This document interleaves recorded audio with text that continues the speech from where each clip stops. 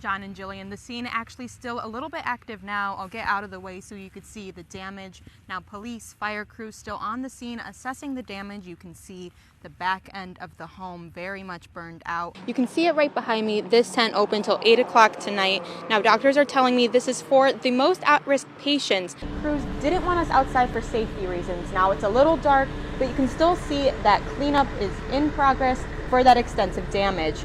I visited some polling locations in Rock Island, Moline, and East Moline today, where there was slow but steady traffic and no crazy lines that I saw. It's going to be a dicey morning commute for those headed out on the roads. Most of the Metro Quad City area is pretty snow covered from what we've seen. They say at about 3:40 this afternoon, a man was shot after an argument escalated. Annette Cahill appeared to look surprised when the jury handed down their verdict after deliberating for more than 18 hours over the last 2 days. Police say they stole a staff member's car and headed to the Quad Cities.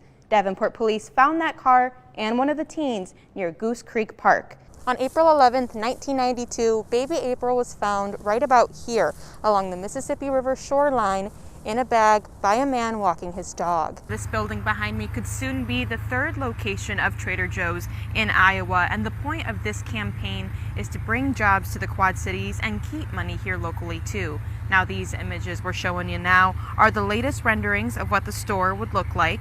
It is 7:25. Good morning, Quad Cities. I'm Andrea Flores. Students in the Burlington School District are returning to in-person classes this morning after classes were moved online yesterday.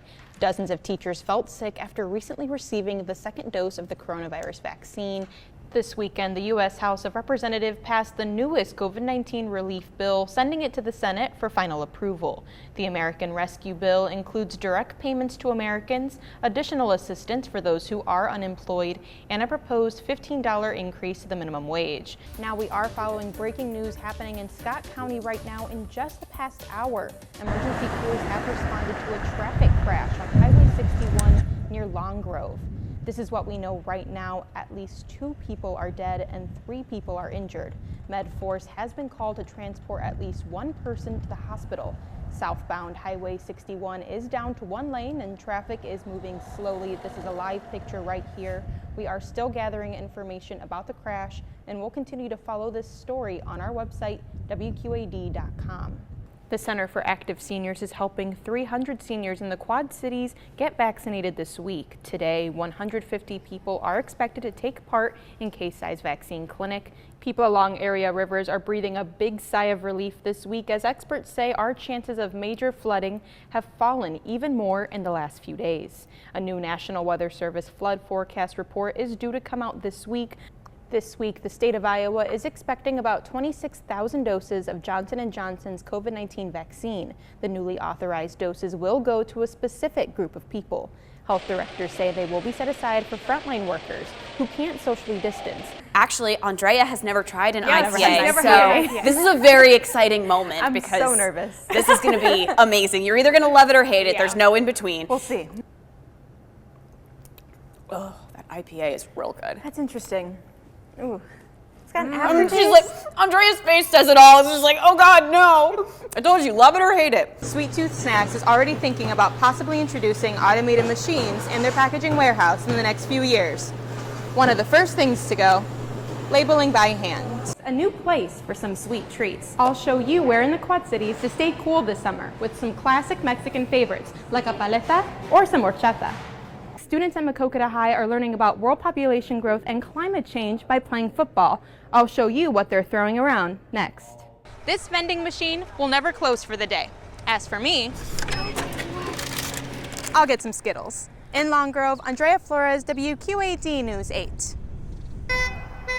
A collection of cars disrupting the drive-through line at this Rock Island McDonald's. And the drivers of those cars shared their stories of the racial discrimination they say they faced while working at this restaurant off of 11th and 31st Streets. Black workers were called ghetto, lazy, and smelly by managers, including the white manager who put black workers on a literal blacklist of employees who were denied additional work hours. No justice, no peace. 3 women, including a 17-year-old, are now filing a federal civil rights lawsuit against the McDonald's Corporation and the Illinois company that owns and operates that location. called Gendco. When McDonald says Black Lives Matter, those words are hollow. Because if Black Lives matter to McDonald's, then as a Black mother, I should not have been discriminated against and told that I shouldn't exist. Celinda Middlebrook says she was forced to quit. She says her white general manager called her a waste of space and cut her hours down to 1 shift a week during the pandemic. More hours would have meant more money for diapers, clothes, picture books, and to put to our home. Instead, McDonald's cut my schedule down to 4 hours a week. 4 hours a week at $10 per hour? How are you supposed to raise a newborn on that? And she says when her coworker, Stephanie Stevens, stood up to their boss, she was fired on the spot. Now I'm without a steady income, which is frightening during this pandemic.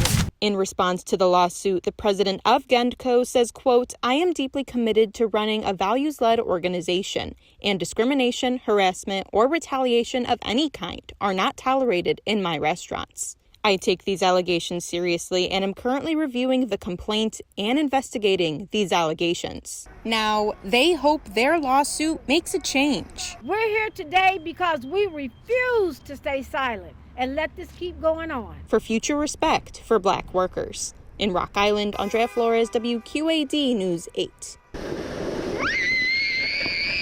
These are the sounds of a snow day. Muscatine kids taking their time off school. I'd be glad to do both, though I think I'd rather do sledding. Hitting the slopes. Sledding and snowboarding, and it's really fun. We know e-learning is a thing, and we can work with that if they want, but this is fun too. It was really a lot of that wind. Muscatine Schools Superintendent Clint Christopher says the roads were still dicey this morning. A lot of the roads are looking exactly like this. And he wants families to have more notice before a remote learning day. I have daughters at home that were excited to hear that news as well. But students should remember it's not a completely free day. Our students typically don't complain when we have snow days, although when they come back in June, there's always a little bit of grumbling with that too. It was the best choice rather than just doing a snow day and having to make that up later on in the year. Rock Island students still had to log into their virtual classes today. Superintendent Reginald Lawrence says snow days may have a newer purpose now. We may move to using snow days as those more severe days. Think of a derecho this summer and the impact it had with power lines being down and internet connectivity disrupted. He hopes students make it outside, though, and make some memories. This is part of being a kid and a good part, so it's fun to have a chance to do it. I tell you, Carson, that was a wipeout. In Muscatine, Andrea Flores, WQAD News 8.